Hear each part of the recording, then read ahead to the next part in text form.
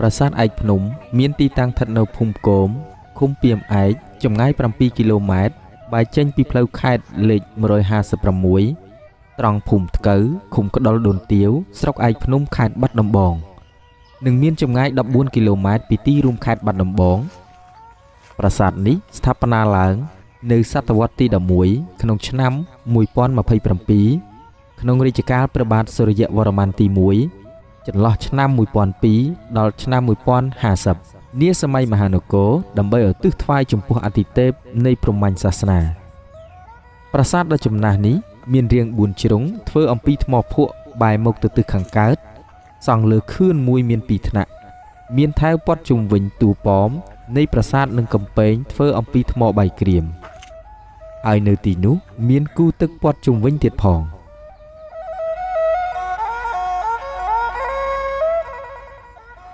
នៅទីនោះមានដើមពោធិ៍18ដើមដុះព័ទ្ធជុំវិញប្រាសាទបង្កើតឲ្យមានជាម្លប់យ៉ាងត្រឈឹងត្រឈៃ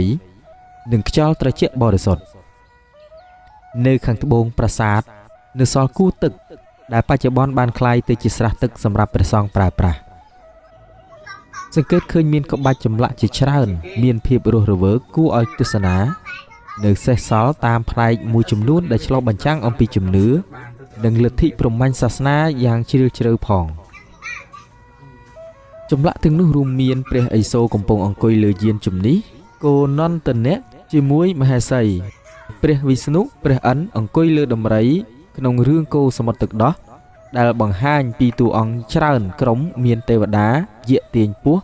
នាគដណ្ដើមយកទឹកអមฤតទៅផឹកដើម្បីបានជីវិតអមតៈលែងជួបនឹងទុក្ខព្រួយកើតចាស់ឈឺស្លាប់ទៀតហើយ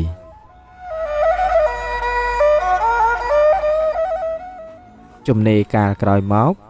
ព្រះមហាក្សត្រនាម៉ឺនសពមុខមន្ត្រីនិងប្រជារាស្ត្រងាកមកគោរពចំពោះព្រះពុទ្ធសាសនាហើយគេដំណើរក្នុងលទ្ធិទេវរាជមួយចំនួនត្រូវបានបោះបង់ចោលលែងមានអ្នកចាប់អារម្មណ៍ដែលជាហេតុនាំឲ្យខូចខាតប្រេះស្រាំដោយសារធម្មជាតិជនទុច្ចរិតនិងសង្គ្រាមជាបន្តបន្ទាប់ចំណែកនៅបរិវេណប្រាសាទវត្តឯកភ្នំនោះត្រូវបានអាជ្ញាធរនិងអ្នកស្រុកស្រស់ស្រួលគ្នាកសាងសំណង់វត្តអារាមព្រះវិហារសម្រាប់ព្រះសង្ឃគង់នៅឈ្មោះថាវត្តឯកហើយអ្នកស្រុកជិតឆ្ងាយក៏បាននាំគ្នាទៅធ្វើបុណ្យសន្សំកុសលជាហូរហែដោយសារតែនៅក្បែរប្រាសាទនោះមានសំណង់វត្តអារាមបែបនេះហើយទើបប្រាសាទនេះហៅថាប្រាសាទវត្តឯកភ្នំវត្តនេះស្ថិតនៅប្រហែល8គីឡូម៉ែត្រភាគខាងជើងនៃក្រុងបាត់ដំបងបើជិះពីក្រុងតាមមាត់ស្ទឹងសង្កែងាយជាងផ្លូវលំមួយទៀតដែលមានសភាពមិនល្អបើជិះតាមផ្លូវលំអាចមកដល់បឹងមួយធំចម្ងាយប្រហែលជា200ម៉ែត្រពីប្រាសាទបឹងនោះមានបណ្ដោយប្រហែលជា400ម៉ែត្រនិងទទឹង200ម៉ែត្រស្ថានភាពនៃប្រាសាទនេះទ្រុឌទ្រោមខ្លាំងណាស់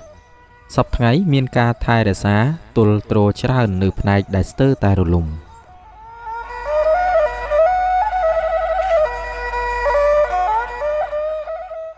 តាមសិលាចារឹកប្រាសាទនេះមានឈ្មោះដើមថានរេនត្រក្រាមជាភាសាបាលីឬសំស្ក្រឹតដែលមានន័យថាភូមិមនុស្សរបស់អ្នកធំលើសគេនៅលើផែនដីគឺព្រះរាជាដែលបានស្ថាបនាឡើងនៅដើមសតវត្សទី11នៅក្នុងរជ្ជកាលព្រះបាទសូរ្យវរ្ម័នទី1ចន្លោះឆ្នាំ